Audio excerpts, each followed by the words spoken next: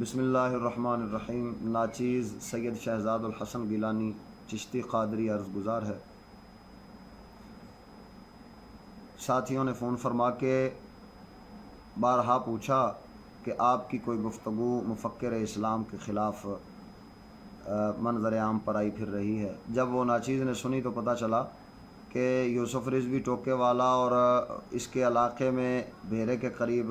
بیان تھا کہیں پر، تو وہاں پر میں نے بلیکیوں سے سوالات اور اس ٹوکے والے سے سوالات کرتے ہوئے امام اہل سنت کا فتویٰ سنایا تھا کہ بد مذہبوں سے اتحاد حرام ہے۔ اس بات کو کسی نے کاٹ کر لگا دیا مفکر اسلام کی تصاویروں کے ساتھ اور یہ بدگمانی پھیلانے کی کوشش کی گئی۔ تو میرا سوال اب بھی باقی ہے بلیکیوں سے کہ بلیکیوں، اگر تم سیاسی اتحاد کرتے ہو تو اپنے مذہب کا دفاع کیسے کرو گے جب ان کے خلاف تم بولو گے نہیں؟ اور یہی سوال میں پوچھنا چاہتا ہوں صاحبزادے سے کہ جب تم بلیکیوں کے ساتھ اتحاد کرو گے اس بات پر کہ ہم تمہارے خلاف نہیں بولیں گے یا گالی گلوچ نہیں کریں گے تمہیں، تو اپنے مذہب کا دفاع کیسے کرو گے؟ گالی گلوچ کو چھوڑ دو، جب ان کے خلاف نہ بولنے پر تم اتحاد کر کے آ جاؤ گے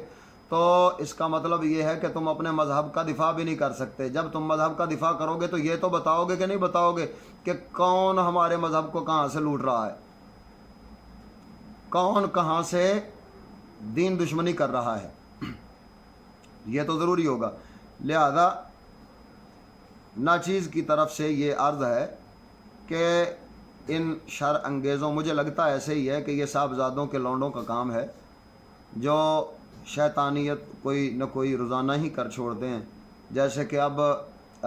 بعض علماء کرام جیسے مفتی نور محمد چشتی صاحب اور سید عثمان حیدر شاہ صاحب اور ناچیز کی تصویریں وغیرہ بنا کر اس طرح کی اوٹ پٹانگ حرکتیں کرتے ہیں، تو خیر اس کی جزا اللہ تعالیٰ جل شانہ دینے کے لیے کافی ہے، مجھے اس پر کلام کرنے کی ضرورت نہیں ہے۔ لیکن جو چشتی صاحب کو یزیدی کہہ رہے ہیں، ذرا ان حسینیوں کا حال دیکھو کہ حسنین کریمین کی اولاد کے ساتھ تم کیا حشر کر رہے ہو، جبکہ ہماری طرف سے کوئی ایسا عقیدہ برا یا کوئی ایسا عمل برا بھی تم ثابت نہیں کر سکتے جس کی وجہ سے تم ہمارا استہزاء کر رہے ہو۔ رہا مسئلہ،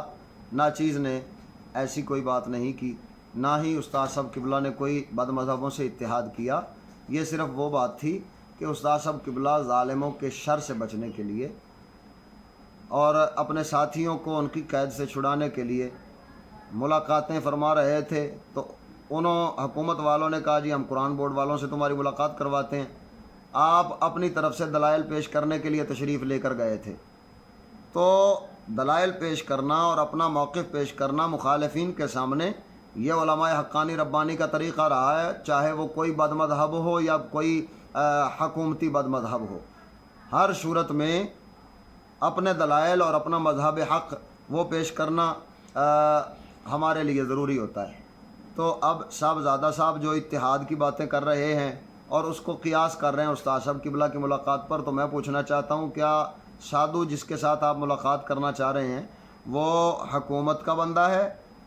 یا وہ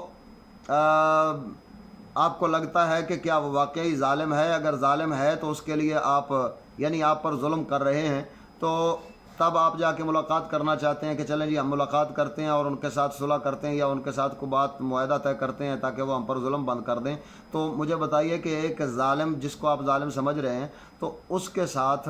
پھر اس کے لیے الفاظ القابات اور اس کے لیے جناب عزت کے الفاظ اور علامہ فلاں فلاں، اور یہ علامہ شرعی ہے یا عرفی ہے یہ بھی ذرا بتا دیجئے نہ، کیونکہ نہ وہ شرعی ہے نہ عرفی ہے۔ لہٰذا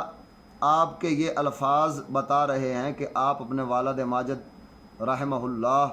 کے راستے پر نہیں ہیں، کیونکہ آپ سے ہزاروں نے سنا کہ اس جس کے ساتھ آپ ملاقات کر رہے ہیں بلیکیوں کے بڑے سے، اس سے پہلے جو ان کا بڑا تھا اس کا بھی بڑا تھا،